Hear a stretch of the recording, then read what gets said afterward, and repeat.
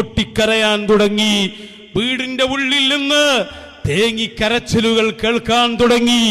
ഇബ്നു ഹജർ എന്ന ആ വൻമരം വഫാത്തായതിൽ ദിവസങ്ങളോളം മക്കയിൽ തേങ്ങിക്കരയുകളായിരുന്നുവെന്ന് ചരിത്രം രേഖപ്പെടുത്തുന്നുണ്ട്.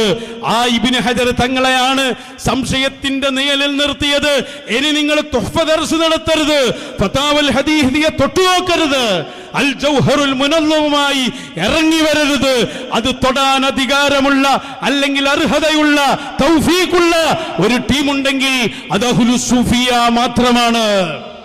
മാത്രമല്ല മുജാഹിദുകൾ നിങ്ങൾക്ക് കസേലയിട്ട് തരികയാണ്, ഓഫർ വെച്ച് തരികയാണ്. നിങ്ങളുടെ വഴിയിൽ പോയ അന്നത്തെ മൗലവിമാർ അതിന് സാക്ഷി. നാലാമതായി ഞങ്ങൾക്ക് പറയാനുള്ളത്, ജനങ്ങളുടെ മുമ്പിൽ അത് തുറന്നു പറയണം. ഇബ്നു തൈമിയെ കുറിച്ച് അടുത്ത മുജാഹിദ് സമ്മേളനത്തിൽ പ്രസംഗിക്കുന്നില്ലെങ്കിൽ കേരള യാത്ര വരാനുണ്ടല്ലോ, പേരോടിനൊരു സ്റ്റേജ് കൊടുക്ക്, പറയട്ടെ ആൾ ഇബ്നു തൈമിയുടെ മദ്ഹ് പൊളിക്കാൻ പിന്നാലെ ഞങ്ങളും വരുമെന്ന് മാത്രം സംശയിക്കണ്ട.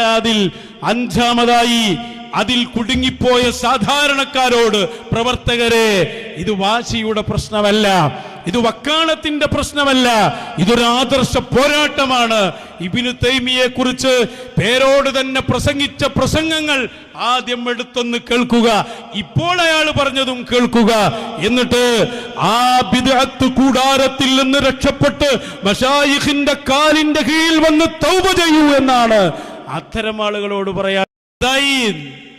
അപ്പൊ ആ പറഞ്ഞ വാക്കുണ്ടല്ലോ, നിങ്ങൾ പരിഹസിച്ച് നടന്നോ, കളിയാക്കി നടന്നോ, ഇത് രണ്ടിന്റെ ശേഷം ഒരൊറ്റൊന്നില്ല എന്ന് പറഞ്ഞ ആ ലഫ്ദിന്റെ ഒക്കെ കട്ടി എത്രയാണ്? ലോകം അത് കണ്ടില്ലേ? എല്ലാ സൂഫിയാക്കളും തള്ളിയ ഇബ്നു തൈമിയെ തോളിലേറ്റിയില്ലടോ.